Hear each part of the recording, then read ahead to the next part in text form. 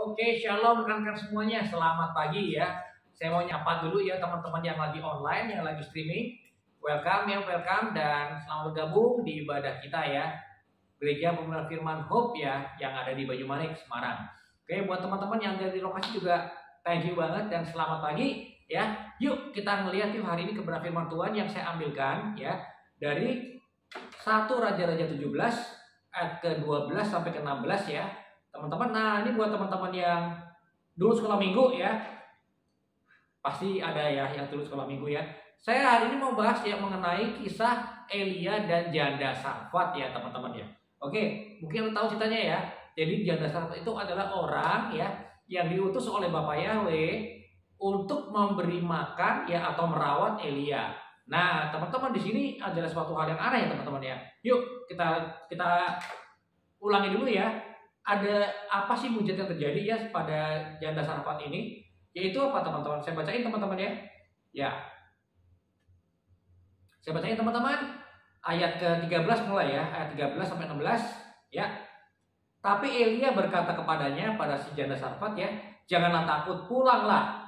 Lakukanlah menurut perkataanku, tapi buatlah lebih dahulu bagiku sepotong kue daripadanya dan bawalah kepadaku. Setelah itu kamu membuatnya bagimu dan bagi anakmu. Karena beginilah firman Yahweh Elohim Israel.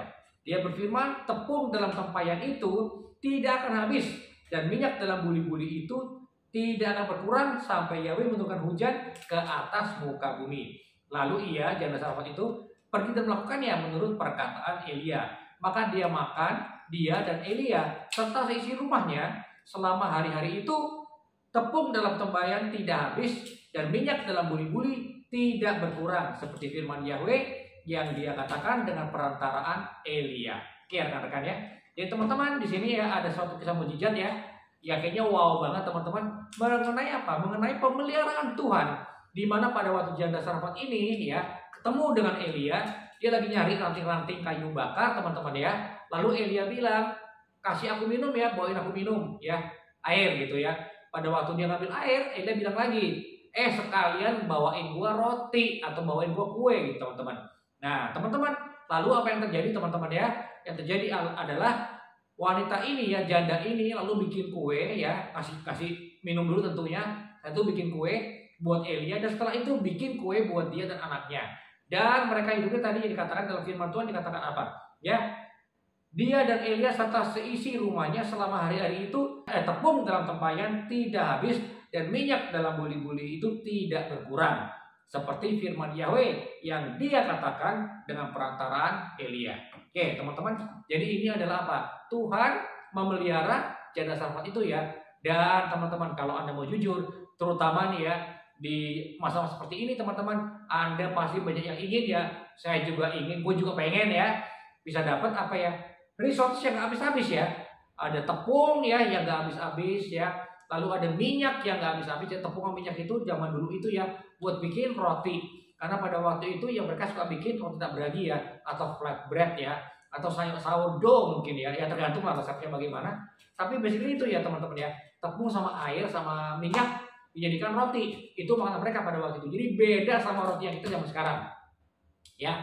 Nah, teman-teman, kita juga pasti pengen ya, ibarat zaman sekarang nih ya, token listrik gak habis-habis ya, tidak habis-habis ya. Lalu apa lagi? Ya uang di rekening gak habis-habis, dipakai buat hidup tapi gak habis-habis. Mau gak? Mau banget tentunya ya. Apalagi kuota di HP gak habis-habis ya, terutama orang-orang kayak saya ya, yang pelayanannya itu streaming ya, pelayanannya itu bikin renungan, upload di YouTube ya, upload di TikTok. Pasti pengennya apa? Kuota gak habis-habis ya, pulsa gak habis-habis, pasti pengen banget. Tapi teman-teman, yuk kita lihat dulu. Kita kadang-kadang kan seperti itu ya teman-teman ya, kayak tadi waktu introduction ya, setiap orang merasa dirinya tuh udah paling benar gitu ya, jangan lurus. Tapi kita lihat dulu yuk, si janda Sarfat ini ternyata juga awalnya juga ada tantangan atau pergumulan ya. 1 Raja-Raja 17 ayat 10 sampai 12. Ya, ini mengenai Elia ya. Lalu ia bangkit dan pergi ke Sarfat dan tiba di pintu gerbang kota itu. Dan tampaklah seorang janda sedang mengumpulkan kayu bakar. Lalu ia memanggil dan berkata, "Bawalah kepadaku sedikit air dalam kendi supaya aku minum." Ya. Lalu ia pergi mengambilnya. Dan dia memanggilnya, Elia manggil lagi nih, dan berkata, bawalah kepadaku sepotong roti tanganmu. Dan dia menjawab, demi Yahweh Elohimmu yang hidup, aku tidak punya sepotong kue kecuali segenggam tepung dan dalam tempayan dan sedikit minyak dalam buli-buli. Saya ulangi ya. Demi Yahweh Elohimmu yang hidup, aku tidak mempunyai sepotong kue kecuali segenggam tepung dalam tempayan dan sedikit minyak dalam buli-buli. Dan lihatlah, aku sudah mengumpulkan kayu bakar dan aku mau pulang untuk mengolahnya bagiku serta bagi anakku. Dan setelah memakannya, maka kami akan mati. Ya teman-teman. Jadi teman-teman di sini ya, Bapak Yahweh itu ngomong sama Elia, aku udah mengutus seorang untuk melihara kamu, untuk merawat kamu ya, untuk provide buat kamu. Tapi teman-teman di sini apa yang terjadi? Ternyata janda Sarfat ini dan anaknya ternyata nggak punya kue ya, nggak punya kue, cuman punya tepung sedikit dan minyak. Dan dia berkata apa? Aku lagi ngumpulin kayu bakar ya. Kalau zaman sekarang mungkin kayak LPG gitu ya. Ngumpulin gas LPG, mungkin tabung ya. Buat apa? Nanti aku pulang mau mengolah tepung sama minyak tadi jadi kue. Setelah kami makannya lalu kami akan mati. Jadi artinya apa? Udah nggak ada lagi ya. Nah, tapi teman-teman di sini hebatnya Elia gimana? Dia kenal pada Tuhan ya. Dia kenal pada Bapak Yahweh Elohim ya. Sehingga dia berkata apa? Udah, percaya aja, itulah intinya ya. Kamu boleh melakukan apapun yang kamu lakukan nanti, tapi buatin dulu kue buat gua. Nah, teman-teman, kalau Anda dihadapkan pada keadaan seperti itu, seperti janda Sarfat itu, apa yang akan terjadi kira-kira ya? Mungkin sebagian dari kita, mungkin saya ya, akan berpikir apa? Ini hamba Tuhan kagak tahu diri banget ya. Gua cuma punya 1 kali makan lagi, habis itu gua mati. Diminta juga. Keterlaluan teman-teman ya. Nah, banyak orang-orang di YouTube teman-teman, di Facebook ya, di TikTok, di Instagram yang khotbah seperti itu. Hamba Tuhan gak tahu diri. Masa ada jemaat miskin minta perpuluhan juga, teman-teman. Makanya saya juga sama ya. Saya kalau bulan Januari khotbah soal perpuluhan itu buat apa? Bekal buat setahun ke depan. Anda kalau tidak mencuri punya Tuhan, kalau Anda mengembalikan milik Tuhan, Anda akan diberkati. Firman Tuhan berkata apa? Tuhan akan membuka tingkap-tingkap langit. Artinya apa? Ada berkat yang unlimited yang Anda akan terima. Itu dasar. Makanya dari Januari saya khotbah, Januari doang. Setelah itu saya kasih lagi. Karena saya percaya Anda pasti nurut ya. Teman-teman di sini pasti nurut semua ya. Saya tahu Hope itu termasuk ya gereja ya yang perpuluhannya lancar. Perpuluhan lancar loh teman-teman, perpuluhan lancar. Tapi jumlahnya berapa? Kan tergantung income Anda. Makanya saya push Anda perpuluhan. Biar apa? Biar Bapak Yahweh memberkati Anda kekurangan ya. Karena apa? Karena ada janji berkat kalau Anda mengembalikan milik Tuhan. Kalau Anda mencuri milik Tuhan, ada kutuk teman-teman. Wah kok gitu Pak? Kok banyak kutuk berkat. Iya bukan ya. Bukan. Tapi intinya apa? Kalau Anda melakukan firman Tuhan, Anda udah bayar perpuluhan, Anda layak diberkati. Jadi kalau Anda perpuluhan, Anda semua perpuluhan, saya tahu banget ya. Makanya apa? Makanya Anda doanya juga kuat, Anda doanya juga beriman. Karena apa? Karena Anda bisa ngomong kan sama alam roh ya. Gua perpuluhan, gua layak diberkati. Maka firman Tuhan berkata, gua pasti diberkati. Itu yang saya mau teman-teman. Kita doanya tuh kuat. Kalau Anda mencuri milik Tuhan, Anda doanya gimana? Tuhan berkatin dong kalau boleh. Kalau enggak ya emang gua salah sih. Nangkap ya teman-teman ya. Nangkap ya. Jadi teman-teman, di sini saya mau tekankan apa teman-teman? Anda itu orang-orang yang layak diberkati. Makanya kuatlah dalam beriman. Karena apa? Ada layak diberkati, ada udah perpuluhan. Jadi doanya gimana? Tuhan kirimin aku berkat karena apa? Aku orang yang perpuluhan, aku orang yang menghormati Tuhan, aku orang yang respect pada firman Tuhan, aku orang yang bersyukur. Artinya apa? Aku pasti diberkati. Anda punya iman. Coba bayangin kalau Anda mencuri milik Tuhan, beda lagi urusannya. Tapi teman-teman, di sini saya mau ngomongin apa? Teman-teman, saya mau ngomongin bahwa ternyata ya awalnya nih janda Sarfat ini kayak merasa apa? Gila lo ya, tepung terakhir gitu ya. Ibaratnya nih teman-teman, ini ceban terakhir. Cuma tinggal ceban buat gue makan di warteg berdua sama anak gue. Abis itu kita akan mati karena apa? Udah nggak ada lagi. Gimana gue mau makan? Tinggal ceban. Ya berdoa aja teman-teman. Di wartegnya nggak cuma parkir ya. Kalau di warteg cuma parkir, tinggal 8.000 berarti ya. Nah, bercanda ya. Oke, anyway teman-teman, Anda juga ngerti ya maksud saya teman-teman ya. Kalau ada hamba Tuhan seperti itu ya, makanya kalau orang luar konteks pasti ngomongnya gimana? Hamba Tuhan nggak tahu diri, tinggal ceban terakhir lu minta juga. Enggak, teman-teman, bukan itu. Karena apa? Kita mesti percaya pada Tuhan, kepada firman Tuhan. Di sini apa yang terjadi, teman-teman? Kita kalau melihat langsung di ujungnya, di akhirnya, ada melihat ya, bahwa ternyata betul-betul teman-teman, bukan janda Sarfat memelihara Elia atau merawat Elia. Yang terjadi adalah apa? Justru Bapak Yahweh lewat Elia merawat janda itu. Karena apa? Setelah janda itu taat, teman-teman, yang terjadi adalah apa? Unlimited blessing. Tepungnya nggak habis-habis, minyaknya nggak habis-habis, teman-teman. Nggak ada habisnya. Sampai akhirnya apa? Ada hujan turun, artinya apa? Ada panen lagi, bisa kerja lagi, teman-teman. Jadi intinya, pada waktu Anda nggak bisa bekerja pun, misalnya apa deh, 2 tahun pandemi deh misalnya, contohnya aja ya. Banyak orang fokusnya apa? Wah, vaksin, vaksin, vaksin. Ya, emangnya mau nanti divaksin duluan? Teman-teman, kalau kita fokus pada vaksinnya, kamu nggak akan dapetin janji Tuhan, nggak dapetin penyertaan Tuhan, nggak dapetin breakthrough dari Tuhan. Tapi ada teman-teman, nah teman-teman juga ada di sini ya. Anda kan masih ingat kan ya, yang sekarang di Kalimantan tuh ya teman-teman ya.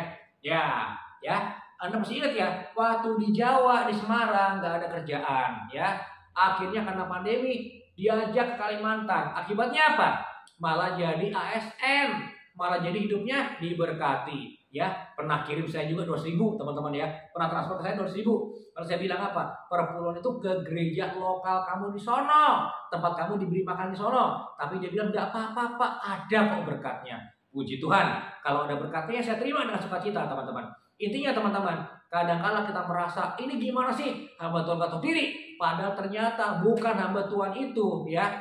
Kalau dia benar-benar dalam Tuhan, kadang-kala teman-teman, bukannya dia minta duit dari Anda, sebenarnya bukan dia minta Anda pelihara. Sebenarnya Bapak Yahweh lagi mempersiapkan untuk memelihara Anda lewat ketaatan Anda. Dan karena janda Sarfat tadi itu taat, apa yang terjadi?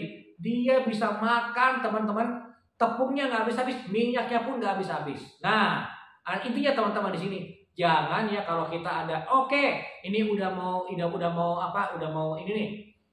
Udah mau Sukot ya, ini udah mau Sukot nih. Yuk, kita udah mau Sukot ya, kita mau udah siap, kita mau persiapan untuk kita pesta panen raya ya. Yuk kita berbagi, yuk kita ke panti asuhan. Kita biasa teman-teman ya, kita pergi ke panti asuhan Tanah Putih teman-teman untuk memberikan sebagian berkat ya. Kadang berkatnya gede, kadang berkatnya biasa-biasa aja, kadang juga sedikit. Gak masalah jumlahnya, yang penting apa? Kita berbagi. Karena mereka itu adalah apa? Anak-anak yatim piatu dari Papua. Mereka nggak pernah milih jadi yatim piatu, ya nggak pernah milih mereka di panti itu. Tapi kita teman-teman yang udah lebih gede ya, bisa bekerja, ada berkat, kita bagi sebagai berkat kita. Nah, karena ketaatan itu saya percaya banget ya, maka kita pun diberkati teman-teman. Kita buka teman-teman ya, Hari Raya Sukot itu dengan apa? Benar-benar pesta. Pesta apa? Tuhan tetap memelihara gua. Tuhan tetap memelihara kita. Tetap kita ada berkat dan kita hidup, kita thriving ya. Bukan cuma defensif bertahan, tapi kita bisa thriving teman-teman. Kita bisa berkembang teman-teman ya. Nah jadi teman-teman, kadang-kala dalam hati mungkin ya merasa gila nggak tahu diri banget hamba Tuhan ya. Mosok minta lagi, duit lagi ya. Kalau saya yakin di sini nggak ada gitu-gituan ya, karena udah pasti saya udah sering bilang juga ya, tanggung jawab sebagai jemaat cuma satu, yaitu apa? Perpuluhan. Karena apa? Itu kunci berkat daripada Bapak Yahweh ya. Kunci berkat kalau Anda mencuri milik Tuhan nggak ada berkat. Tapi kalau Anda sudah mengembalikan perpuluhan, pasti ada berkat. Dan doanya pun Anda layak diberkati. Anda pasti diberkati. Ya teman-teman semuanya ya, hari ini saya cuma mau kasih satu aja, suatu alternatif thinking ya teman-teman. Kalau ada seperti itu, anggap apa? Anggap adalah opportunity, kesempatan untuk Anda menunjukkan pada Bapak Yahweh, pada Tuhan, kalau Anda tuh hormat pada Bapak Yahweh, Anda percaya pada firman-Nya, Anda beriman pada Tuhan Yeshua Mashiach. Apa kata firman Tuhan Anda lakukan? Ketaatan Anda yang akan membawa Anda dipelihara dan menerima berkat-berkat dan mujizat daripada Bapak Yahweh. Oke? Jadi teman-teman, betul, dalam nama Tuhan Yeshua Mashiach ada mujizat. Tapi kadangkala teman-teman ya, di perjanjian lama, di perjanjian baru juga sama. Kadangkala ada dulu yang namanya apa? Ketaatan dulu ya. Mesti pergi ngambil ikan, dalam mulut ikan ada koin. Koinnya buat bayar pajak, bayar suci. Nah teman-teman seperti itu. Kenapa nggak keluar aja langsung twing duit gitu ya, koin gitu ya. Bahkan kalau perlu jangan koin bayar suci ya, jangan sikal kudus. Kalau perlu keluarnya bitcoin ya, ripple gitu teman-teman. Kenapa nggak begitu? Doge ya. Ada yang ketawa. Oke, nah teman-teman kenapa nggak begitu? Karena Tuhan mau lihat ketaatan kita ya. Dan saya harap teman-teman, saya bukannya mau nyombong, tapi Anda udah lihat ya kiri kanan Anda nih ya. Ada orang-orang yang Anda tahu taat kok dengan kesaksian yang kita dengarkan ya pada hari sahabat-sahabat lainnya, teman-teman kita udah sering mendengarkan kesaksian orang-orang teman-teman kita yang taat di sini ya. Nggak apa-apa.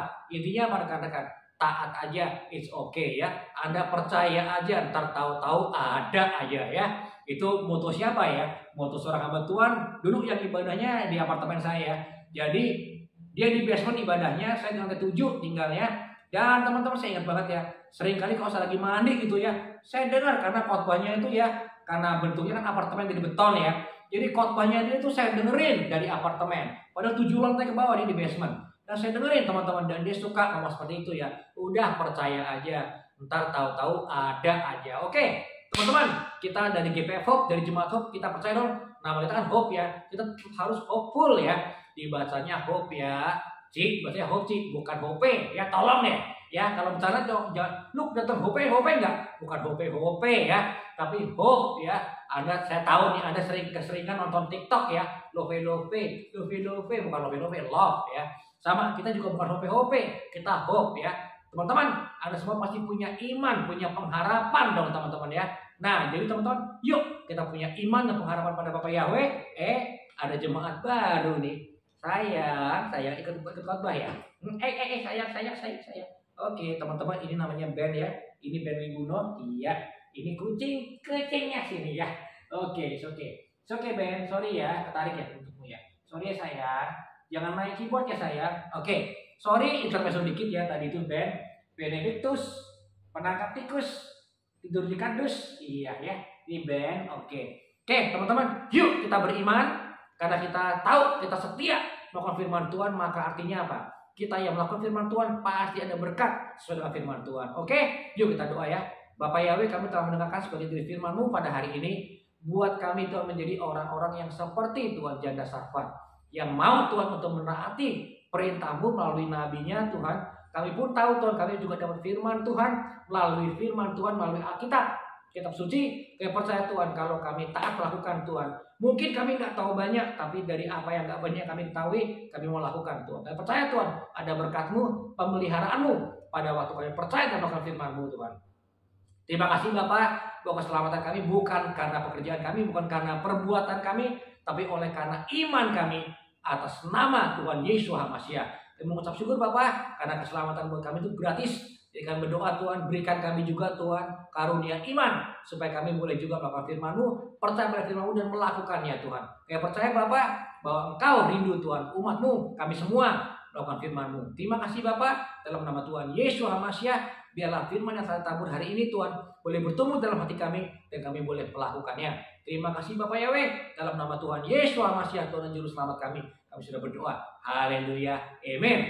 Oke rekan-rekan semuanya, yuk kita ajukan dengan ibadah kita. Selalu berharap, selalu hopeful, karena kita yang berfirman Tuhan, pasti Tuhan ada penyertaan Tuhan, ada berkat-berkat Tuhan yang luar biasa. Oke, haleluya, amin.